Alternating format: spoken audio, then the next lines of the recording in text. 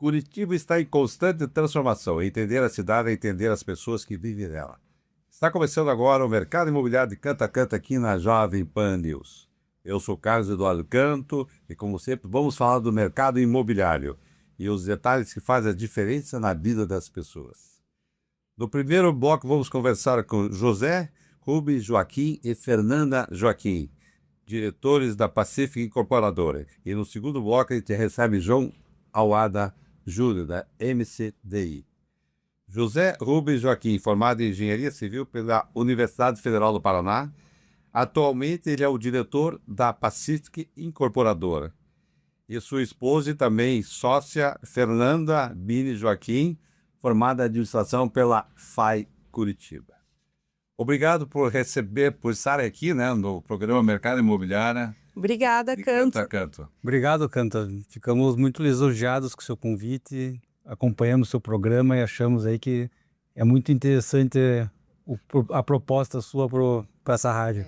Você sabe que o mercado imobiliário você tem que, os nossos ouvintes e tudo gosta de histórias, e principalmente você está comprando um sonho, né? As pessoas compram um sonho independente do tamanho, né? Você está lá na beira do rio, ela quer uma casinha, daí você vai galgando posições. Isso aí tem que reverter no mercado imobiliário aqui e mostrar quem são as pessoas que estão por trás. Então existe uma história. E nessa história, começando por você lá, que você fez engenharia, né? E você está na terceira geração. O que te inspirou para você fazer lá engenharia? Foi bem isso, Canto. Eu, desde quando eu nasci, conheço por gente, escuto sobre construção e incorporação. Eu convivi muito na casa do meu avô. Meu avô é engenheiro civil, engenheiro José Joaquim. Os filhos acabaram indo, muitos deles, para essa área de construção e incorporação, bem como meu pai. Meu pai também engenheiro civil, era sócio Adriática, e eu acabei entrando durante a faculdade, iniciei o meu estágio pela Adriática. E tomei muito gosto pela essa área de construção e incorporação. Já trabalhei também na parte de vendas, mas o meu amor mesmo é por construção e incorporação. E o DNA está lá, né? Meu Tá DNA enraizado nos ancestrais da família.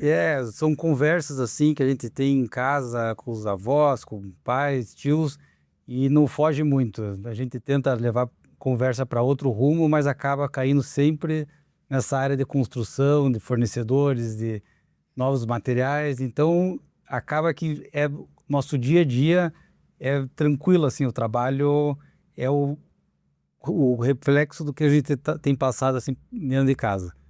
Eu sou sincero, assim, dificilmente as entrevistas, ainda mais, são duas pessoas da empresa, ainda mais duas pessoas que são casadas, né? Mas eu queria, Fernanda, obrigado, né, também por estar aqui com a gente. Obrigada a você pelo convite. E você é formada em administração. Eu cursei administração. E aí, no curso de administração, conheceu o Rubens. Na verdade, foi a nossa história, a história da Pacific, que começa bem, bem antes. Nós nos conhecemos na escola, no Santa Maria. Antes? Há 25 anos atrás. Então, e desde muito jovens, nós sempre tivemos uma afinidade em questão de empreender, de construir. Nós sempre gostamos muito de conversar sobre negócios. E há 19 anos atrás, nós resolvemos construir na nossa própria pessoa física 4 sobrados na rua. E daí foi um super sucesso, acabou vendendo tudo muito rápido. E nós resolvemos abrir a Pacific. Então, a partir... Seria boa, que eu estava vendo aqui. Você é administradora, como sempre a mulher administradora, que cuida da casa, do seu negócio. Exato. E ele é o matemático. O Rubens é o matemático. Basicamente isso. Então foi feita uma parceria. Foi. Você tem olhado depois disso. É isso aqui, eu gosto de construção, está aqui o engenheiro, Zé Parido, ele que vai cuidar, entendeu? E a incorporação e construção, ela não é só essa parte da engenharia, ela tem muitas coisas por trás, né? Ela tem o produto, ela tem a marca. Então, eu gosto muito, sou muito visual, adoro essa questão de estar atenta a detalhes, e eu me preocupo muito com a marca, com a Pacific, com a entrega do cliente. Mas dentro da tua família, lá atrás, tinha alguém que... Eu sou filha de comerciante e empresários, então o comércio e o empreendedorismo sempre foi algo que pulsou muito forte na minha casa. Assim. Aí você falou muito bem, acho que o Rubens sabe que hoje A construção civil, eu estou no mercado faz 50 anos, eu conheço um pouquinho, passei por vários ciclos, e a construção civil é tudo isso, né? Quer dizer, é um pilar importante da economia de qualquer país, e também você tem que, não é mais simplesmente, você tem que ter foco também, né? Não é construir, você está construindo sobrado, eu vou construir sobrado, está construindo Minha Casa Minha Vida. Então hoje o mercado imobiliário, a indústria imobiliária é muito forte, então tem que ter pessoas hoje realmente capacitadas, né? Agora, quando vocês fizeram lá, e de onde surgiu o nome Pacific, quem que deu a habilidade? Nós escolhemos juntos, Você né? sabe que tem uma história por trás desse nome, porque a construtora do meu pai, e o Fábio Joaquim, junto com o Fauzi, é Adriática. Outra, do meu tio, Alexandria, do meu avô, Mediterrânea. Então, sempre nomes de mares. Sim. Aí nós estávamos procurando um nome de mar para seguir a mesma. Eu falei, poxa, vamos colocar o nome de oceano para ser um pouco mais idoso. E aí surgiu o Pacífico. Ou você puser Pacífico? Exato, acabou ficando Pacific. É importante que... E deu certo na primeira época, já... Deu, virou. Você pega o nome e você acaba sendo difícil para registrar, para... Não deu certo, registrou. Desses tempos, desses anos, a gente só mudou um pouco o layout de logo, mas sempre foi Reformou Pacific a desde o início. Agora, vocês falaram que o primeiro empreendimento foram os sobrados. Isso. E logo em seguida, vocês já foram para o vertical? Não, a gente foi para sobrados e daí construímos outros sobrados e vimos assim uma dificuldade que o preço do terreno na época, uns R2, estava muito alto em relação para entregar sobrado. Então a rentabilidade não estava legal. Aí nós acabamos tendo aquela ideia, tinha um condomínio de townhouse, que é condomínio lá perto do Graciosa, são casas bem grandes. Nós acabamos conhecendo aquilo lá e falamos, puxa, vamos adaptar para sobrado isso daqui, que a gente consegue colocar muita mais área no terreno. E desde então a Pacific ficou conhecida por construir townhouse. Nós construímos diversos condomínios de townhouse e depois, em 10 anos, teve uma dificuldade de encontrar terrenos que comportassem um bom condomínio. Um terreno que precisa aí uma dimensão relativamente grande, com frente grande, para conseguir fazer uma implantação legal no terreno. Tendo essa dificuldade, a gente acabou indo para a verticalização, pela dificuldade de encontrar terreno, e desde então não paramos com o vertical. E a engenharia própria de vocês mesmos. Isso. Nós somos construtora e incorporadora. Nós nunca quisemos terceirizar, até já foram vários planos, a gente já fez vários estudos, porque é uma dificuldade que a nossa equipe é bem enxuta. Então a gente tem 3 setores ali, incorporação, construção e venda. Aí o que nós estamos desfocando mais é a parte de vendas. A gente acha que as imobiliárias são muito mais bem organizadas e capacitadas para vender os nossos produtos do que nós vendermos apenas com house. Então nós estamos buscando bons parceiros para eles cuidarem dessa parte para nós. E a gente vai ficar focado na incorporação e construção. Fernanda, a mulher, geralmente, ela que mais decide a compra do imóvel, né? Que ela está ali vivenciando o sonho, o ninho, né? Exato. E a experiência que eu tive desde a época da Elis e tudo mais. E hoje em dia você está à frente da construtora, com certeza você põe lá até os pitacos em relação a memorial e tudo mais. Como é que é esse caminho da viabilidade, como ele falou, bem do terreno? Entrou o terreno lá na Pacific, vocês começam a analisar o que pode ser feito. Então, você se vê ali morando, você se vê as pessoas, as suas famílias ali? Canto, é até um assunto assim que recorrente, eu penso que eu acho que o incorporador ele tem uma responsabilidade enorme, porque ele acaba realizando o sonho de várias famílias em ter a sua própria casa. E nós somos os responsáveis em atender essas expectativas, a realizar. Então é algo que eu acabo me dedicando muito e sempre me imagino morando nos empreendimentos que nós estamos desenvolvendo. Então é algo assim que realmente é uma preocupação da Pacific, até por conta disso que nós não temos a intenção de ser uma incorporadora muito grande com diversos imóveis. Nós gostamos de... Boutique, o nome. Exato. Boutique, né? Boutique, porque... Trabalhando, né? Projeto.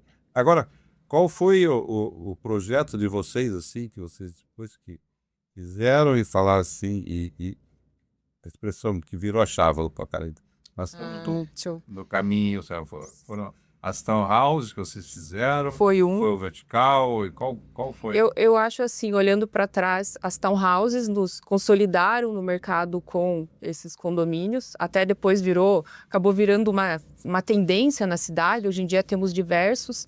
E também o Fórmula 96, que é o edifício no Juveler, na Munhoz da Rocha, que foi um prédio de extrema dificuldade construtiva, um prédio todo em concreto aparente de 21 pavimentos. E foi algo que foi muito decisivo na nossa carreira, que foi o Fórmula 96. Hoje em dia até eu acho que Respira e fala, pô, pera, então eu entrei aqui uma obra de arte para a cidade. é uma obra de arte.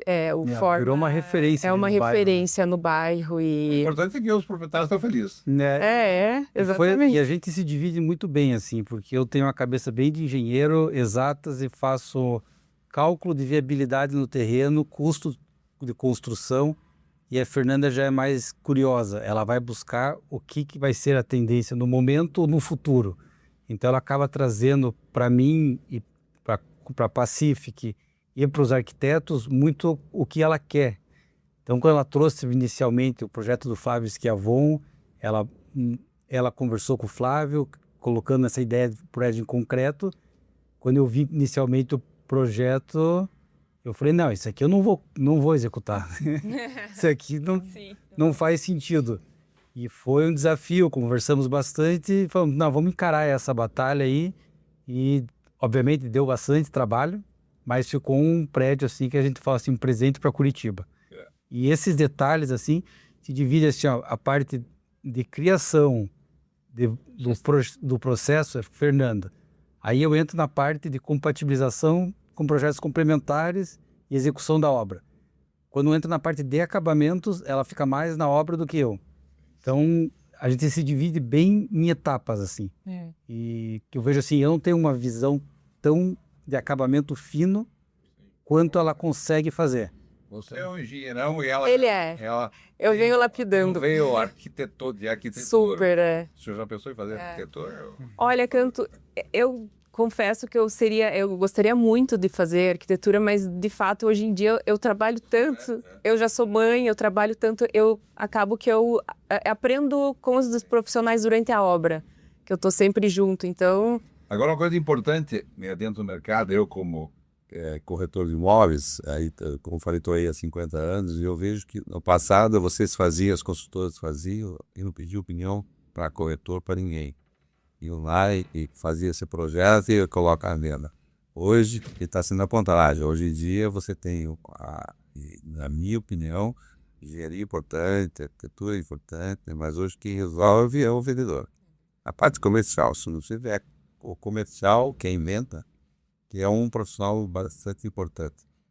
Quando vocês quiseram lá ter seu forma, vocês foram procurar as imobiliárias para ter opinião. Eu vejo que hoje isso é muito importante, porque saber a ponta, né? Exato. Como é que vocês veem essa relação de vocês com o mercado comercial? Nós temos, assim, alguns parceiros de imobiliárias que já estão desde o início estratégicos e são sempre muito abertos para dar um palpite, tanto como área, tamanho de quarto. Então, eles olham, já batem o olho e falam, puxa, isso não funciona. Sim, ótimo. E até quando depois que desenvolve o projeto, você está com a perspectiva pronta, você começa a fazer pré-apresentação, você vê que você fez falha no projeto. Sim. Nós não temos preguiça, a gente volta, muda para tentar sair o mais perfeito possível. Obviamente que todos os projetos você acaba vendo 1000 vezes e come bola em algumas coisas, né? Mas é a questão normal, o importante é você conversar. Porque o projeto é papel, né? Você pode rasgar e jogar falando, pode ser ali, não, porque uma vez eu vi um empresário, acho que foi o Caio Luiz, mas ele falou que papel e projeto você pode rasgar e jogar. Depois que você põe o navio no mar, não tem mais voltar atrás. Depois que você faz uma fundação, você não tem mais condições de voltar atrás, né? É que nem pesquisa, né? Exato. Pesquisa você faz, agora, se tem uma pesquisa que aquele produto não é o ideal para a região, então acaba... Mas dentro dessa linha, modelo, hoje em dia, nós estamos no estado Até estou vendo pesquisa que é Paraná e Santa Catarina, que é pleno emprego. Quer dizer, a dificuldade de mão de obra hoje está todo. Exato. Então é só construção civil. E também tem, hoje em dia, os modelos construtivos. Quer dizer, você que gosta de acabamento, gosta de ver, você tem que estar muito antenada, tem que engajar muito, tem que saber o que está acontecendo. Como é que vocês estão vendo esse momento dessa mudança que tem de fazer? Quer dizer, tem um projeto bonito, mas como é que vai executar? Exatamente, essa sempre é uma preocupação aqui da Pacific, de procurar materiais de qualidade, com a facilidade durante a obra, e a gente acaba sempre tendo essa dificuldade de sempre estar buscando materiais adequados, materiais que estão sendo tendências. Então é algo assim que a gente sempre está buscando mesmo mudanças. E seria o pós-venda, e mais com você. O pós-venda de vocês hoje, eu digo aquela reclamação que ele estava falando do proprietário, parece essa preocupação é muito grande, né? Sim. Tem que construir bem para amanhã. Seria coisa, mas acontece, né? Acontece. Mas se você é proativo, eu digo sempre, não deixe de falar, vou atender no tal dia, daqui 5 dias, daqui 6 dias. É duro quando você não atende. Problemas existem, agora nós estamos aí para resolver, né? Lógico. Exato. Nós estamos aí foi uma outra obra que foi um desafio para nós, uma que nós estamos construindo, o Estúdio 01, que é bem em frente ao portal da PUC. Então foi assim, puxa, como é que nós vamos a imagem da Pacific para estúdio? A gente teve bastante cautela nesse ponto, que o estúdio, todo mundo vê que está vendendo muito bem. A gente quis entrar nesse nicho, mas não deixou perder a essência da Pacific. Então a Nomo, o escritório da Nomo Arquitetura, pedimos para eles, a gente quer um projeto com a linha da Pacific. Eles fizeram um arquitetônico maravilhoso, bem em frente ao portal da PUC, então falou, ok, vamos seguir, porque é um ponto excelente, bem em frente à PUC, e o projeto arquitetônico ficou bom. Aí nós demos sequência, e lá nos estúdios fomos atrás das reclamações. Muito isolamento acústico, que é um problema. Estamos usando um material novo lá, que é umas divisórias com isopor, que dá 70 decibéis entre o ruído entre os estúdios. Foi um desafio implementar na obra, porque eles falaram, tem dificuldade de mão de obra e tem dificuldade do pedreiro querer mudar. Eles não querem aprender, estão acostumados daquela maneira, querem continuar. A gente pegou uma equipe própria e treinamos eles. Ficamos lá um mês treinando. Hoje eles adoraram o nosso sistema, porque é muito mais limpo, muito mais rápido, está funcionando excelente. Mas hoje a questão vamos falar para os nossos ouvintes aqui, o propósito da Pacific hoje. Vocês querem mais fazer o vertical, o horizontal, mais a stand house, vocês estão mais no estúdio.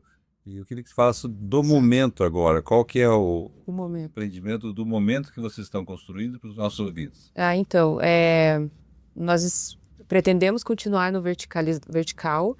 Nós estamos terminando o estúdio que fica em frente à PUC. Agora vai entrar a parte já de acabamentos. Então, a gente pretende entregar em outubro. Pouquíssimas. Eu acho que de 104 deve ter 5 para vender. Foi um super sucesso. São de 18 metros, a maioria, e tem de 22, tem de 30. São essa metragem. E acabou vendendo super bem. E agora nós estamos lançando um projeto na 7 de setembro, que é o Helic. Trouxeram um arquiteto de São Paulo. Exato, nós trouxemos o Afilalo Gasparim de São Paulo para projetar esse empreendimento. É o primeiro projeto, e até foi muito curioso, porque lá no escritório deles, eles dizem que o Helic é o filho preferido deles, que é um prédio menor, que eles estão acostumados a construir 50 metros quadrados, até 100 metros quadrados, né? Então, grandes obras. E o Helic, para eles, virou uma coisa gostosa ali, pequeno, e que eles estão cuidando e estão adorando elaborar esse projeto. E a nossa grande aposta aí... lá na 7 de setembro, no final ali da 7. 24 unidades. 24 unidades. Estamos lançando agora, em março, e ali o que chamou muita atenção nossa, do arquiteto, que foi uma gota d'água para a gente definir, foi a implantação que ele fez do prédio. O terreno é maravilhoso, tem 1.800 metros, 40 metros de frente, mas era face sul. E esse, a gente sabe, para Curitiba, às vezes é um... Sim. É um Hoje tem todos os modelos. Agora, eu pergunto o seguinte, é uma boa comercial, né?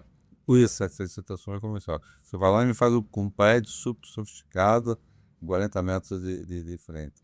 Vai lançar agora em março, até o spoilerzinho, o lançamento vai ser agora, né, desse mês.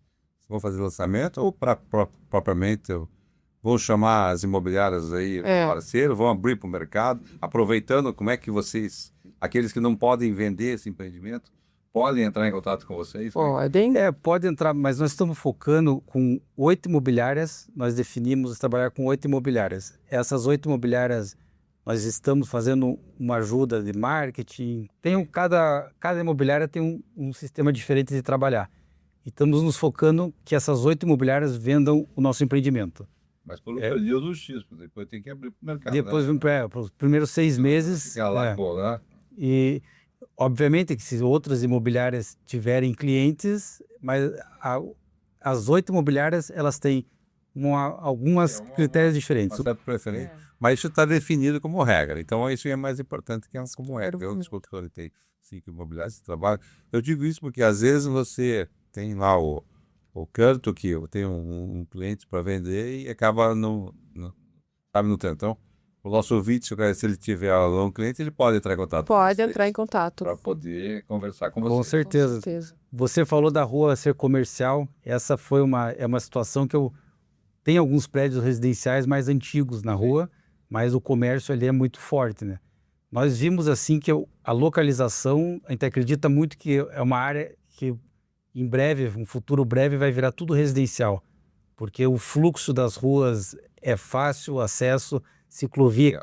Também hoje já se transformou, hoje o desejo, né? A região da esquerda. Então, toda... Tem uma ciclovia que passa na frente do L, que vai até o Barigui, aí os principais comércios estão tudo no raio de 5 quilômetros, é muito próximo tudo. O jardim Lojé deveria ser muito mais todo verticalizado lá. E esse caminhão, isso. Exatamente, Bem, eu sempre passo ali, eu vejo que tem casas muito boas lá e poderia ser lá, velho. E algo que chamou muito a atenção também nesse terreno é que ele é antes do Ecoville, ele não é no Ecoville, que é um bairro que tem muitas pessoas com essa dificuldade de locomoção, do trânsito. Então ali ele fica numa região já bem mais fácil de... E você lança agora em março e entrega para o quê? 30 meses? 30 meses. Isso. Lança agora em março e entrega para 30 meses. E no segundo semestre nós vamos ter o lançamento de um outro estúdio na Coronel Ducídio. Tá, Coronel Ducídio. Quase esquina com a Vicente Machado. Batel ali. Antes do lado esquerdo ali? Descendo do lado direito. Antes, perto da Avenida Batel, quase. Não, para baixo da Avenida Batel. Descendo ali. Você é Coronel Ducídio? Antes de chegar na Vicente Machado tem um terreno. Tem um prédio mais antigo todo na esquina. A Fabíola fez um prédio à esquerda ali, né? Fizeram. Exatamente. Foi aquele da esquerda foi meu tio-avô que fez. Eu me lembro aquele prédio lá. É na frente, então, ali. Na frente. Lá daquela loja de Viaçouva ali. Isso. Exatamente. Felipe lá. Exatamente, terreno maravilhoso para fazer estúdios, E esse vai ser lançado em... Esse no segundo semestre. É projeto de quem lá? Da Nomo. Da Nomo. Da Nomo? É um prédio de 10 pavimentos, tem estúdios de 22, 30 e 35 metros. 35 já dá para fazer um quarto. Ficou bem legal ali, um terreno relativamente pequeno, mas a Nomo conseguiu fazer um projeto que ficou bem diferenciado. Interessante. Quero olhar esse projeto. Exatamente. Na verdade, esse projeto vai acabar sendo muito para investidor, né? Para pessoas comprarem e fazer a locação. Esse é tipo do projeto que aqui no grupo tem a Top View também, que é a revista, né, do grupo.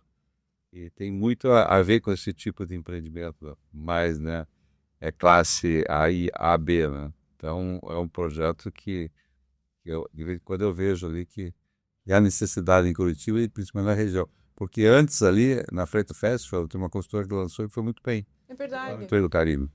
Foi no, a TV que é a Gisele, eu vi uma entrevista, mas ela até falou que tá muito difícil achar terreno ali. E realmente é muito difícil Muito difícil. achar terreno. Agora, a questão, ele já perguntou que hoje todos os empreendimentos estão abertos aos corretores de imóveis aqui de Curitiba, né? Só entrar em contato com vocês.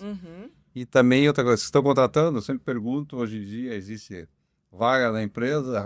Sempre Na verdade, está contratando uma secretária só. Nesse momento. A nossa equipe está bem consolidada e o formato da Pacific na construção, a incorporação é com nós. Agora, a construção, a gente procura terceirizar com empreiteiros aí que a gente já tem mão de obra. A gente prefere ter essa gestão mais enxuta, onde a gente consiga estar por dentro de tudo que está acontecendo, todos os processos. A gente mantém É sempre uma premissa nossa, assim, não ter uma equipe muito grande, né? O que tem são pessoas maravilhosas, os nossos funcionários antigos. Inclusive, tem um mestre de obra que conhece o Rubens desde criança. Desde criança, o Zé Paulo. Desde os 10 anos me conhece, então ele já trabalhou com meu pai, acabou seguindo a mesma linha comigo, então a gente tem uma equipe assim que tem muita confiança, então isso facilita muito o trabalho. Tá. Não, isso vai fazer interessante. E a questão dos terrenos hoje, vocês estão com alguns bairros definidos, e já que vocês estão fazendo uma consultora, que o propósito é uma classe, né, AB que vocês têm, Exato. os terrenos, tudo em todos os bairros produtivos, são mais... Nós focamos mais, nós construímos nos últimos anos 3 empreendimentos na região norte e agora a gente mudou o Helic para uma região completamente oposta. A Pacific já é bem conhecida ali no Juvevê, Cabral, Centro Cívico. É o desejo hoje das pessoas essa região, né? Você sabe que ali vende muito bem, o valor do metro quadrado, digamos que ele não consegue acompanhar a região do Batel. Então, foi um sentimento nosso de, puxa, vamos mudar a região da cidade. Mas... Eu sou suspeito, eu gosto dessa região daqui, ó. Você vai ali mais bonito, porque o Batel hoje em dia não tem mais identidade, né? Pode ser. Tipo o Jardim em São Paulo, e, quer dizer, tem apartamentos de Antigo. 8 milhões, 10 milhões, 15 milhões, como também tem lá né, de 20 metros quadrados. E tem o comercial do lado. É verdade. Então, não tem mais identidade. E as pessoas hoje em dia, eu acredito muito que essa região, o AU, né? Mas você se construiu no AU ali, né? Construiu no AU, o Boulevard. Que é espetáculo, empreendimento aqui. Imagina, morar do lado daquela região do Buco, toda aquela área verde. E tem o Gris também, que nós entregamos agora esse ano, que é na frente do museu ali, né? A vista é o olho. É lindo. O André, que Sim, o jardim. O Gris é uma quadra abaixo do André. Eu vi. Bem em frente do Mon ali. Eu tava ali na prestinaria e o pessoal estava fotografando no teu lugar. As pessoas param, tiram foto. Aqui nós colocamos uma escultura do André Mendes, né, do artista paranaense. Ele projetou uma escultura para nós, para o empreendimento. Então, ele tem toda uma história por trás da escultura e acabou que nós compramos e colocamos na rua, praticamente, para as pessoas circularem e terem o privilégio de poder estar olhando. Fernando, até quase chegando no final do programa, nós estamos aí com... E eu queria mais direcionar você que falasse para os nossos ouvintes aí. Nós estamos assim num momento hoje de reforma tributária, estamos num momento de emprego, estamos num momento hoje do mercado, do 6x1, o Brasil está passando, mas existe uma sinalização de juros, baixar os juros. Então, o que você falaria para aquela pessoa que está procurando imóvel hoje? Você como mulher e trabalhando na construção civil, você acredita que aquela pessoa, não, o imóvel vai baixar? Olha, nós conversamos muito sobre esse assunto e acreditamos que o valor dos imóveis irão subir. Irão subir, acho que representativamente. Eu calculo sempre em questão de 2007, em torno de 10% ali. Então... Do valor do você está hoje, está 10 mil metros quadrados, vai para 11 mil, É o que eu penso, porque a reforma tributária e tudo isso a gente falou também. E também a questão do modelo construtivo, também, mão de obra e tudo mais, que antigamente, na época do teu avô, não impactava tanto. Hoje impacta muito no custo. O custo de capital é bem representativo. Hoje já baixou muito a margem das incorporadoras, né? E essa questão de mais do tributário é inevitável que você vai ter que corrigir a tabela mais do que uma inflação que está sendo colocada no mercado. Se trabalhar com 4, 5% de reajuste, não fica viável o empreendimento. Bem, chegamos ao final do programa, queria agradecer a vocês, né? Legal. Ao casal de empresários, né? Tenham vida longa na Pacífico. Amém. Gostei muito de conversar com vocês. Sim, Eu acredito que os nossos ouvintes também vão procurar. Hoje, sábado, eles vão lá olhar os empreendimentos da Pacífico, Sim. que eu tenho certeza. E entrar em contato com esse casal simpático, que eu tenho certeza que vão fazer negócio. E também, se vocês tiverem aqui, os investidores que têm terrenos também, Exatamente. contato com vocês Sempre. para poder conversar e estipular. Aí. Estudar novos projetos aí, né? Então, obrigado aí pela presença. Obrigado, Canto. Foi muito agradável, um momento agradabilíssimo conversar com você. E um ótimo sábado a todos. Muito obrigada, adorei nosso bate-papo, espero que tenhamos outros. Vamos voltar sempre. Vamos voltar, vamos voltar. O programa tem que ser, né? Exato. Tem que ser perpetuar essa indústria imobiliária, contar essa história como a de vocês, que eu adoro, eu acho que é o importante que tem. Exato. Bem, a conversa está boa e continua daqui a pouco. Fica com a gente, é um rápido intervalo. Já voltamos.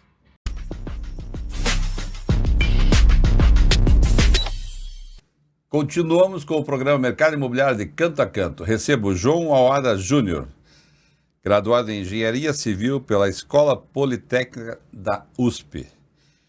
E também fez o curso de Formação de Conselho de Administração do IBGC e Gestão de Negócios aplicada à Incorporação pela FIA USP e SEAG-FG. Bom, experiência profissional. Ele esteve aqui em Curitiba durante muito tempo, onde eu tive o prazer de conhecê-lo na Tecnisa, e também foi sócio fundador e diretor-geral da Verticom Consultor em Empreendimentos. Morou nos Estados Unidos, onde trabalhou no ramo de logística internacional. Participou de diversas entidades como diretor e conselheiro, e também coautor de vários artigos. Atualmente na MCDI, Modo Construção e Desenvolvimento, sendo seu sócio fundador e atualmente diretor. Obrigado, João. É um prazer recebê-lo aqui no programa. Eu que agradeço a oportunidade, sempre um prazer estar com você, Canto. Bom, João, você, pelo que eu conheço um pouquinho, você gosta muito de números, né? Acho que desde moleque, não sei se gostava muito de números, e para cursar uma das melhores escolas de engenharia do Brasil, a Politécnica, tem que ser bom, né, em números, não tem? Hoje a gente até sente isso. Os mais jovens, eles não gostam muito de matemática e engenharia e acabam fugindo da engenharia, mas realmente para a gente cursar engenharia civil, você precisa ser bom de matemática, de física, de química, então ter facilidade com números, raciocínio numérico é super importante.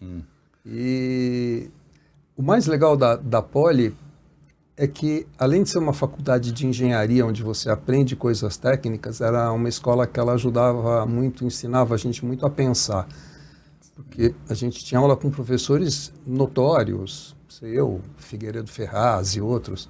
Então, eles eram professores que eles pincelavam o negócio e te provocavam a estudar. Então, foi uma escola, além de uma escola técnica, foi uma escola de vida muito legal.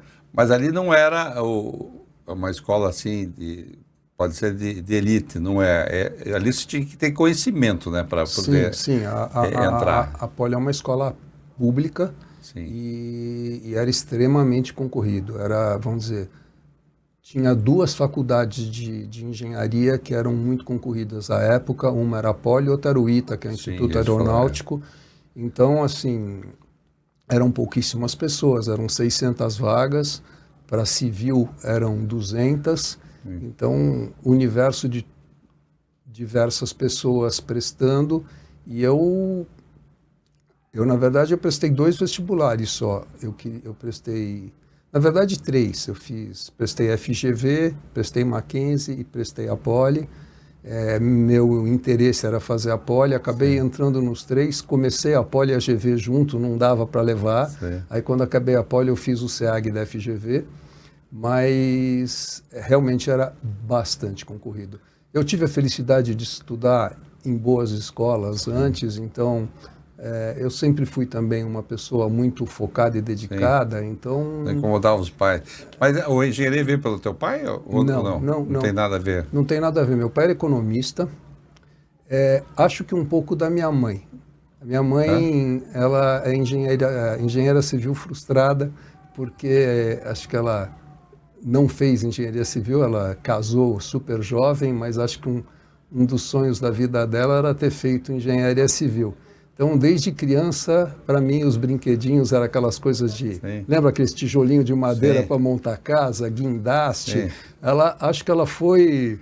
aos poucos foi passando para você? Foi aos poucos me passando o sonho dela e nunca explícito, nunca ninguém me disse, você tem que fazer isso. Mas eu fui me interessando. O meu avô também, pai da minha mãe, ele construía muito, ele teve uma serraria. Então, acho que tem um pouco de genético e tem um pouco de gostar. Eu gosto muito um dos racionais de ter ido para a construção civil é que eu tenho uma veia muito empreendedora e era uma profissão em que eu poderia empreender e fazer alguma coisa sozinho, sem depender de estar numa grande companhia, etc. Sim. Então, esse foi um dos motivos. E o outro, que eu acho que é super bacana, e para mim é um dos legados de carreira, a gente consegue com a construção civil materializar sonhos, né? Seja de um empresário, seja de um comprador de imóvel, seja de um dono de escola, porque é aquilo, você participa de todo o processo e no fim aquilo fica pronto e a pessoa materializa um sonho que tinha. Eu brinco muito que a gente vende ilusão, administra aflição e entrega o sonho no final, né?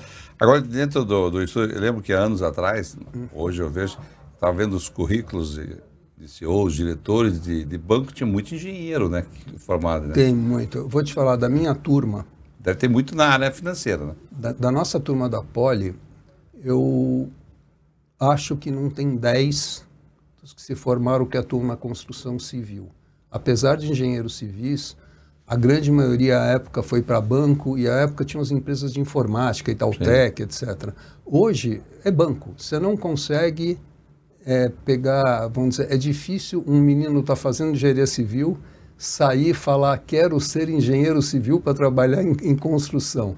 A grande maioria acaba sendo cooptado por essas grandes empresas de consultoria, bancos, fundos, e são boas cabeças, né, com facilidade numérica, que são necessárias para esse tipo de business. Eles acabam realmente, muito poucos ficam no setor. A gente acaba sendo, o setor como setor acaba sendo bastante prejudicado, porque muitas dessas mentes brilhantes não ficam no setor. Agora, João, depois de 42 anos de experiência, hoje nessa área praticamente de engenharia, né, eu pergunto aí sobre as escolas de engenharia do Brasil e para os nossos ouvintes, o que você falaria para essa pessoa, para esse engenheiro, que o Brasil é um país que hoje em dia requer, tem uma infraestrutura completamente, que tem muita coisa a fazer pela frente, né? Eu acho que a engenharia ainda é um pilar importante para isso tudo, né? Eu gostaria que você falasse sobre isso. Sem sombra de dúvida. Assim, o Brasil, a gente pode sempre enxergar o copo meio cheio e o copo meio vazio. Eu gosto sempre de enxergar o copo meio cheio. E enxergando o copo meio cheio, o Brasil é um país com muitas oportunidades e com muita coisa para ser feito. Seja no nível privado, no nível público, em todos os... E uma das atividades propulsoras desse tipo de crescimento acaba passando pela construção civil. Você fala em construção de hospitais, escolas, hotéis, infraestrutura urbana, infraestrutura de logística, tudo de uma forma ou de outra acaba passando pela construção civil. Então, é um segmento que ele dá perspectiva de longo prazo para quem quer entrar na carreira, se formar e e poder evoluir e crescer, seja fisicamente no campo ou no nível de gestão, porque, na verdade, a gente precisa de tudo. Não adianta a gente ter um profissional que ele seja... Chão lá de obra e não saiba a incorporação. É importante o cara ser multidisciplinar. A gente até faz um programa na empresa de hoje dar oportunidade para estagiário dele passar 3 meses em cada área, como se fosse um job rotation, para que daí ele entenda um pouquinho também aquilo que mais tem a ver com o perfil dele. Então, eu sou muito entusiasta da construção civil. Eu acho que se eu hoje estivesse estudando, eu faria de novo. Acho que é uma profissão, vamos dizer, tirando medicina, mas eu acho que a construção civil e direito... tem vários, você pode ir para vários setores. Agora, as escolas, assim, dica sua, hoje, teu neto, o que você indicaria? Ainda a Politécnica? Sem sombra de dúvida, ainda a Politécnica é uma universidade, vamos dizer, a USP é uma universidade de referência. Existem outras boas escolas, hoje a gente tem... Mantém-se, né? O Mackenzie é uma escola tradicionalmente bastante boa, a Mauá... Curitiba ainda não tem, só está na área de saúde aqui, né? O Mauá é uma escola bastante boa. Aqui em Curitiba você tem a Federal, que é uma boa escola, a PUC é uma boa escola. Sim. Então, eu tentaria entrar na USP de novo, vamos dizer assim. Mas, se você for ver hoje o volume... Os jovens, eles vão muito menos para civil, eles estão muito mais procurando profissões como mecatrônica, ciência da computação. É natural do desenvolvimento de tecnologia. O nosso negócio ainda é um negócio, se for pensar, pré-histórico. A gente empilha a pedra desde a Idade Média. Então, de certa forma, a inovação tecnológica ela existe, mas ela é menos disruptiva do que em outros setores, né? Antigamente só falava praticamente de engenharia civil. Eu entrevistei, acho que o ano passado que foi, o presidente do grupo lá, que hoje está, o seu Ézaro Fabian, o grupo Laende, que é a maior empresa hoje de capital fechado do país. Excelente empresa. E ele fez engenharia de produção, e ele contando que naquela época ele resolveu fazer e foi estudar em São Paulo, porque ele queria mostrar assim, para o pai dele que era o curso mais difícil que tinha na época para poder fazer. Mas você vê, hoje eles criaram uma empresa, ele não é engenheiro civil, né? Quer dizer, lógico, hoje ele tem todo o grupo. Né? Eu vou te dizer, Canto, eu acho que talvez uma das coisas que as universidades, a USP talvez pudesse implementar, é um pouco isso, porque... você ensina cálculo estrutural, você ensina um monte de coisas técnicas, mas a coisa prática do business, da construção, do processo, você acaba não tendo. Sim. E a engenharia de produção, na verdade, ela normalmente estava vinculada à mecânica, né? Sim. Era muito em função dos fluxos e processos das indústrias, etc. Tanto é que ele faz as fábricas todas as fábricas da de cerveja, Coca-Cola do Brasil. E a construção civil não deixa de ser uma indústria, mas... Tem a Porsche, né, que inclusive eles fizeram parceria, outros com a Porsche, que a gente nem sabe que a Porsche tem um processo também de construção, né, João? Tem. Então, eu acho que talvez o que eu hoje implementaria, pelo menos no currículo que eu fiz, dentro dessa linha de processos. A gente ter uma visão maior de processos e da parte produtiva do setor, porque a gente sai da universidade aprendendo a calcular, aprendendo isso, aprendendo aquilo, mas você não sai aprendendo a gerir um negócio. Tanto que eu saí da Poli, eu fui fazer FGV para pegar um pouco de elementos de administração e gestão, porque a escola de engenharia... Ela é ainda muito técnica, ela precisa preparar mais o profissional para os negócios. Essa é a visão que eu tenho. Para os nossos ouvintes, o João Alada Júnior, ele, como eu falei, ele ficou em Curitiba, aqui pela Tecnisa, que é uma das maiores consultoras, né, do Brasil. Agora, se eu fosse ler o currículo para vocês, é muito extenso. Mas, João, basicamente aqui é um programa Mercado Imobiliário e você sempre participou dessas construções, principalmente uma empresa como a Tecnisa, que na época não era no dono, teve que abrir, fazer a APO. E hoje em dia, o modelo da construção civil, como é que você está vendo hoje? Não só o modelo, a maneira de construir, como também tem os métodos construtivos, né? Sim. Então tem hoje uma vertente diferente, né? A verdade, Canto, é que o Brasil ainda ele é muito incipiente em industrialização. E a gente, vamos dizer, a industrialização deixou, ainda não evoluiu da maneira como devia. Eu sou entusiasta disso. Eu, em 2000, pela Verticom, a gente atendia alguns clientes e a gente fez o primeiro restaurante modular do Brasil. A gente trouxe os módulos de uma empresa que fabricava na Argentina como protótipo e tal. Desenvolvemos projetos com steel frame, na época com CSN. E então, hoje assim, é febre. FIT 6 anos depois. Então, assim, eles demoram a maturar, mas o processo de industrialização no Brasil, ele enfrenta algumas barreiras. A gente tem a barreira tributária, porque você produzir no canteiro é uma coisa, você produzir fora do canteiro, você acaba acrescentando ICM, IPI e outros tributos.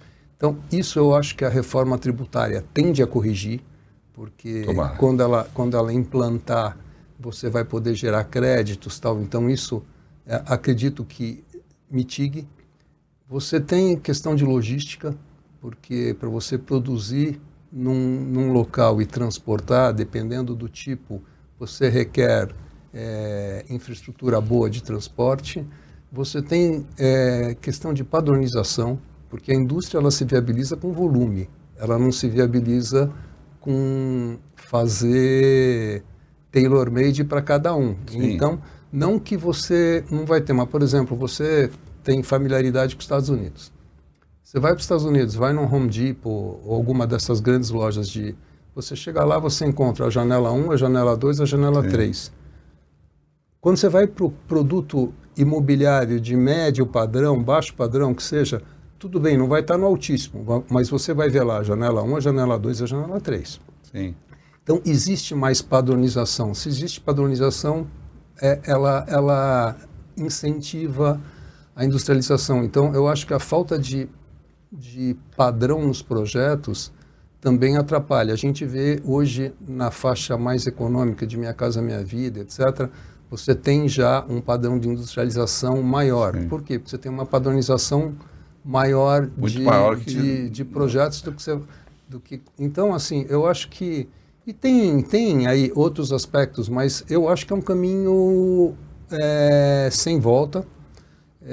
A gente hoje tem uma dificuldade grande de mão de obra e não é por remuneração baixa. É que, infelizmente, não é um setor sexy para se trabalhar. Então, o jovem ele não quer seguir a carreira do pai ou do avô. Os canteiros hoje, você tem uma idade média de cerca de 42 anos. O ano que vem vai ser 43, no outro vai ser 44. E se você não gerar processos onde você tenha mais produtividade e precise de menos mão de obra, isso pode ser um empecilho para o crescimento do setor. Obviamente, também a industrialização ela tem um pouco mais de appeal. Talvez existam pessoas que queiram trabalhar num ambiente mais controlado, mais limpo e etc. Então, eu acho que, minha opinião, é um caminho sem volta. Acho que a gente ainda tem várias empresas tentando se estabelecer em diversos setores. Como tudo que é novidade, você tem um monte de entrantes, depois você vai tendo consolidações. Mas eu particularmente sou entusiasta e acho que realmente é um caminho que fazendo vai a comparação ser perene. da oficina mecânica antigamente com a obra, a mesma coisa. Hoje em dia você não vê mais oficina mecânica com aquela bagunça, ferramentas jogadas e tudo mais, óleo lá, é limpa, é tudo. Eu acho que a construção civil também está partindo para esse momento, né? Sim. Hoje as boas empresas, os canteiros são organizados. Na MCDI, por exemplo, a gente é certificado ISO 9000. A primeira coisa que a gente fez na empresa, antes de bater na porta de qualquer cliente, foi desenhar os processos, foi montar uma estrutura de digital e de informação bacana, tal. Então, as empresas, se você for pensar como gestão, elas melhoraram muito com relação ao que era no passado. É um negócio que envolve muito risco e que se você não for realmente assertivo no controle de qualidade, no controle de gestão, no controle de planejamento e etc., a tua chance de insucesso fica grande. O João tinha, há anos atrás, eu conversando com ele, algumas coisas que eram decididas no mercado da construção civil. Tem uma frase dele que eu guardo até hoje para muitas empresas, né? Quando ele falava assim, faltou cabeça branca, faltou cabelo branco. Então, João, depois de tanto tempo à frente das empresas, você voltou para São Paulo e hoje, dessas empresas todas, logicamente, ele tira lição. Você poderia hoje estar tranquilamente em outro lado, participando de conselho. Você vai e é chamado através de 2 sócios, acho que é Valdir, né, e o Enzo, vocês fazem a MCDI. Eu queria que você falasse para os nossos ouvintes o que é a MCDI e qual é o propósito dela. Beleza, vamos lá. Na verdade, Canto, eu não conseguiria, acho muito legal a parte de conselho, etc., mas eu gosto da mão na massa do empreendedorismo, gosto do que eu faço, que é o setor de construção, desenvolvimento imobiliário. E aí, com a saída da Tecnisa, a gente resolveu ir por aí. Falando um pouco do cabelo branco, depois entrando no MCDI, eu costumo dizer que, e uma vez eu tive uma passagem dessa conversando com os jovens que me perguntaram, à época, né, o que é ter 35 anos de experiência? Eu acabei respondendo, o que você vai responder rapidamente para... Eu parei, pensei e eu respondi para eles. Falei, olha, não sei se eu sou mais inteligente do que vocês. Eu não sei, talvez eu não saiba muitas coisas que vocês sabem fazer, mas eu tenho uma coisa que vocês não têm. Aí me olharam com aquele olhar assim, poxa, o que esse cara está dizendo? Falei, eu já errei muito. Então, eu acho que experiência é um pouco isso, é saber... Eu falei, e foi o que eu acabei dizendo a eles, olha, qualquer processo que vocês vão começar, você às vezes acha 30 caminhos. O cara experiente, ele já sabe que 27 não levam para lugar nenhum. Vocês vão testar os 30, eu já vou focar nos 3. Então, eu acho que a experiência acaba ajudando nesse sentido de fazer gestão de risco mais eficiente. E o nosso negócio, se você não fizer gestão de risco, ele é bastante complexo e se torna bastante perigoso. Então você precisa realmente conhecer, ter vivido, para poder saber o que dá certo, o que não dá certo e, eventualmente, quando você tem o desconhecido, poder, com a tua experiência, escolher o caminho. A MCDI nasceu um pouco disso. Saindo da Tecnisa, a gente montou a empresa. Tomamos a decisão de só ir a mercado, isso foi em 17, maio de 17, tomamos a decisão de só ir a mercado quando a gente estivesse com a empresa estruturada. Normalmente as pessoas abrem a empresa e já saem pegando negócios e fazendo, o brinco, vai trocando de roupa com o carro andando. Sim. A gente resolveu fazer um caminho inverso. A gente fez um aporte, fez um business plan, estruturou a empresa e a gente começou a desenhar processos, montar uma estrutura digital.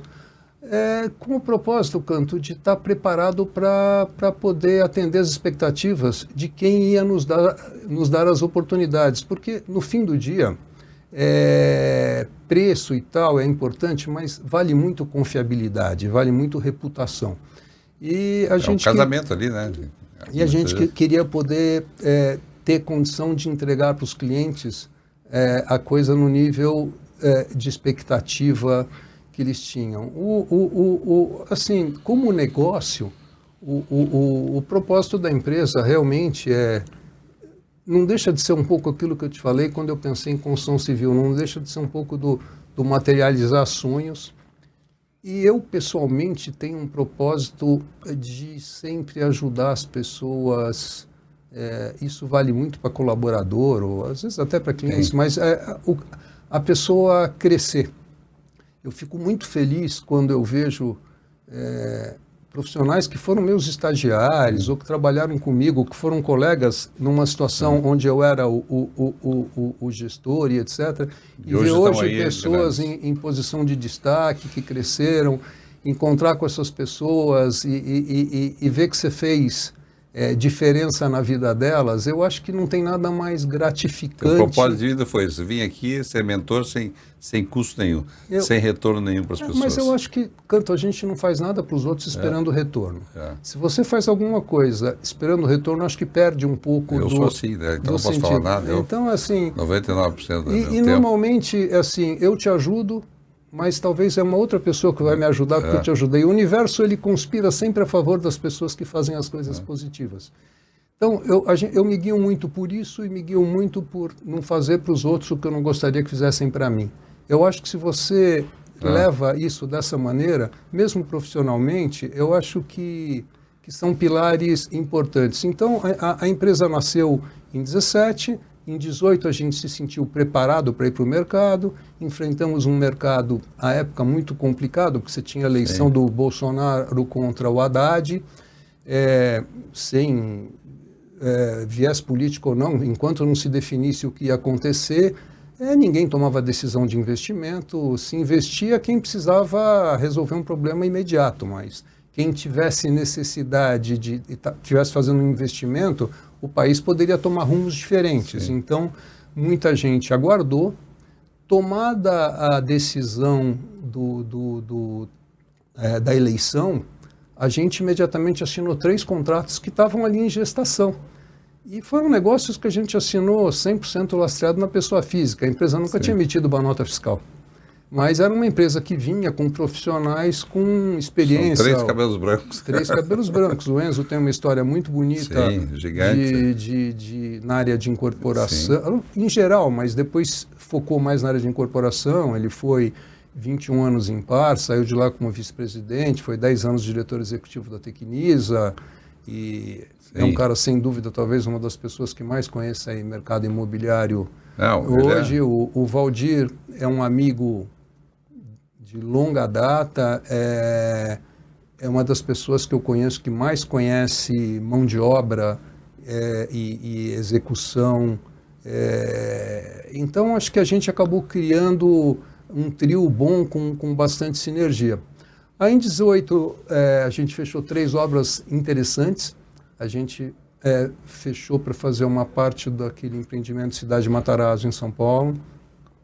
A gente fechou um hangar para a Latam, coisas totalmente diferentes. Um hangar para a Latam em São Carlos e uma obra de varejo. Porque quando você está começando... tudo que vem, dá um dinheirinho ali, vamos lá. Vamos embora. Até porque... E aprender também, né? Não, e até porque a vida, às vezes, você escolhe um caminho e ela te leva para outro, né? Então, aí começou a empresa, graças a Deus essas obras foram bem, clientes ficaram satisfeitos, vieram outros e a empresa evoluiu. Hoje, a gente atua basicamente em 3 segmentos. A gente faz obra para terceiros, então a gente olha 4 setores ativamente, que é a parte de imobiliária, hotelaria, educação e saúde, com mais foco na imobiliária. É a maior busca ativa, seja comercial ou seja residencial. A gente atua na área de incorporação, originando negócios, participando com a participação, faz toda a formatação, a gente entra no risco também com uma participação em função da capacidade financeira que a gente tem no momento para participar daquela exposição. Sim. e a gente consegue fazer toda a gestão do negócio. E a gente tem um terceiro segmento, que é uma coisa recente, e que a gente entrou sem querer, mas hoje é um negócio que a gente se estruturou e está indo muito bem, que a gente tem feito gestão de negócio imobiliário para entidades tipo fundo, family offices, bancos. E hoje, o que a gente tem visto, infelizmente, as taxas de juro alta e etc., muitos desses fundos ou bancos, eles acabam emprestar o dinheiro muito caro. Sim. CDI mais 5, CDI mais 6, CDI mais 4. O negócio imobiliário não aguenta essa conta. Sim. Então, chega uma hora que o incorporador ele começa a ter problema. E para o banco ou para o agente financeiro, a pior coisa é uma obra ficar inacabada. Então, muitas vezes ele acaba tendo ativo micado ali. Ele intervém, porque ele quer botar o negócio, o dinheiro para acabar, mas ele não tem o know-how para fazer a gestão. E aí a gente entra fazendo. Então, bem interessante. A gente tem realmente aí... consegue atuar desde o zero de... Um geriatra dos bancos. Não digo um geriatra, mas assim, mas isso pode ser greenfield também, quer dizer, se você... Eu sou um family office, quero empreender, quero desenvolver, mas não sei fazer. A gente entra desde a legalização até assistência técnica no final, gestão disso tudo. Então, é um segmento que tem se mostrado bastante promissor. A gente tem como área de atuação basicamente São Paulo e Curitiba. A gente montou um escritório em Curitiba no ano passado. Já tem uma obra aqui, já estão com outras aulas também. A gente já começou uma obra aqui em Curitiba, ali na Carlos de Carvalho, para a Blue e para a Investpark. Temos outros negócios sendo entabulados e a gente está olhando com atenção também oportunidades de participar de incorporação, como a gente faz em São Paulo. Então, eu gosto muito de Curitiba. Eu vim para cá atuar pela Tecnisa, me encantei pela cidade, fiz bons amigos. No nosso negócio, o relacionamento é muito importante, porque o nosso negócio é muito lastreado em confiança. Então, a gente entendeu que tinha uma oportunidade. Eu tenho família em Curitiba, então é uma cidade que sempre... precisa, né? Sempre estou perto. Poucas, porque você é consultora, que é o principal, e ainda mais com o Valdir, que é craque mão de obra, Enzo. Então, existe para o nosso ouvinte, aquele investidor. Eu acredito que a MCDI veio, tem sede, tem aqui. E nessa linha você está contratando já pessoas aqui para Curitiba? Sim. A gente, vamos dizer, para essa primeira obra a gente já contratou, a gente está com um escritório montado aqui, tem pessoas no escritório também. Então, mas está também. sempre ali, está aberta para bom... Não, sim. Bons profissionais. Bons profissionais é o que fazem o segredo, porque a gente não faz absolutamente nada sozinho. Né? Uma empresa de prestação de serviço, ela basicamente é resultado da qualidade e da vontade e capacitação das pessoas que trabalham nela. Então, bons profissionais, hoje o mercado está brigando por eles. Exatamente. Então, a gente está realmente aberto. Quem tiver interesse em se juntar a nós... procurar a MCDI. É um grande prazer. A gente vai ficar feliz. Você sabe, João, estamos aí quase finalizando o programa. E para mim é um prazer falar com você, que é uma das grandes cabeças que eu conheci, tive o prazer de conhecer aqui no mercado imobiliário. Entrevistei aí mais de 200 pessoas, mas tem certas pessoas que estão, como você falou, começando, não é porque estão começando que não tem as ferramentas definidas, mas o cabelo branco é muito importante no mercado imobiliário, nessa indústria imobiliária. E eu vejo que quando você tem aí 30 anos, 40 anos, às vezes tem um filho que você fidelizou. Enfim, acho que a indústria imobiliária ainda é muito de pessoas, né? Não é uma parte financeira ali. Toda vez que foi para essa parte financeira, acabou lá no final não dando certo. Agora, como assim, última experiência, como pela sua experiência no mercado imobiliário, essa reforma tributária que vem pela frente, também o 6x1, questão da mão de obra, tem um estado, o Paraná hoje, Santa Catarina, é um estado de pleno emprego, e principalmente a sinalização da baixa de juros que está sentindo, Eu tenho assim o meu pensamento que vai acontecer mais ali para 2027. Mas o que você falaria para o nosso ouvinte hoje comprar o imóvel? Deve comprar o imóvel hoje? A tendência realmente é de subida? Cantor, eu sou suspeito porque eu sou entusiasta do mercado imobiliário. Você é um conhecedor, é importante atuar. Não, sem dúvida. É assim, se você for ver na carteira das grandes fortunas do mundo, poucas são as famílias ricas que não têm uma considerável parcela de investimento imobiliário na sua carteira patrimonial. Então, o imóvel ele não deixa de ser uma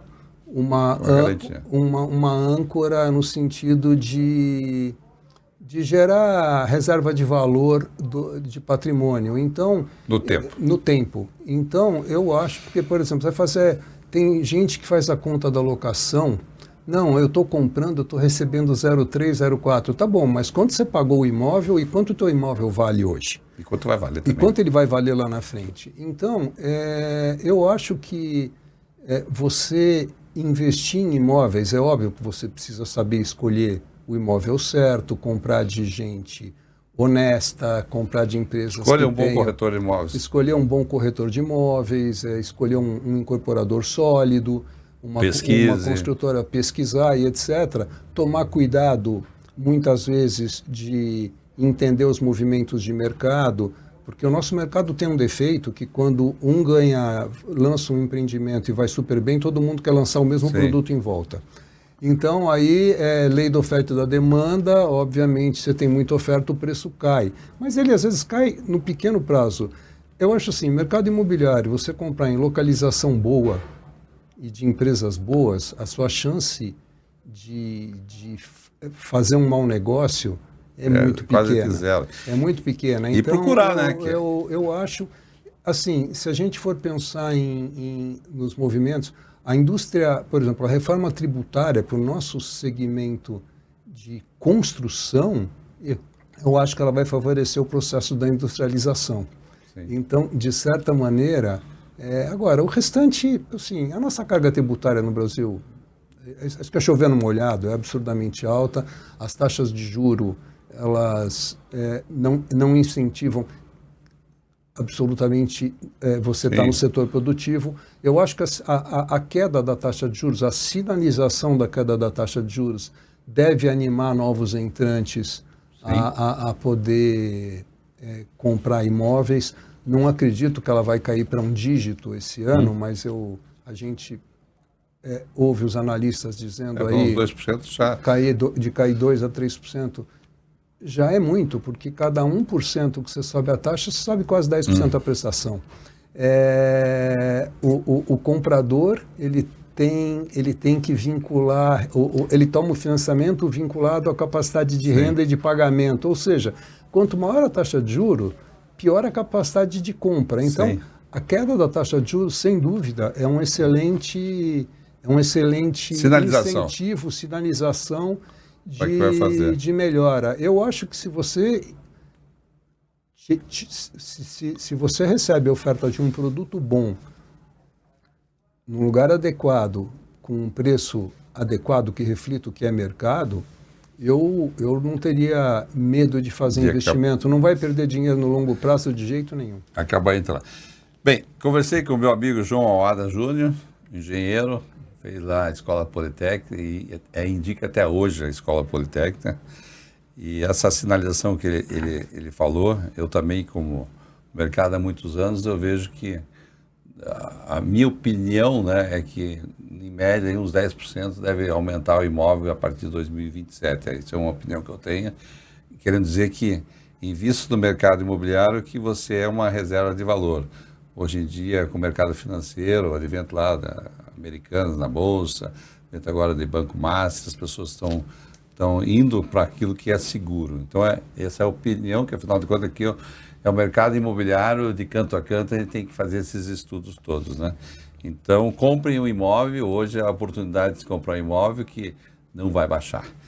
Bem, conversei com o João Alada Júnior, obrigado, João. Obrigado você, Canto. Obrigado você, é uma honra estar aqui com você, muito feliz. Obrigado. Quando a gente entende a cidade, a gente entende melhora as pessoas.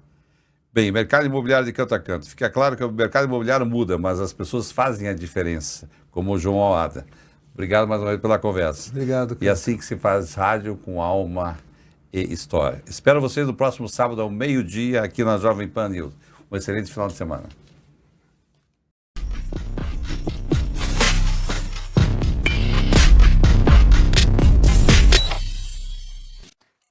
Olá, sou Carlos Eduardo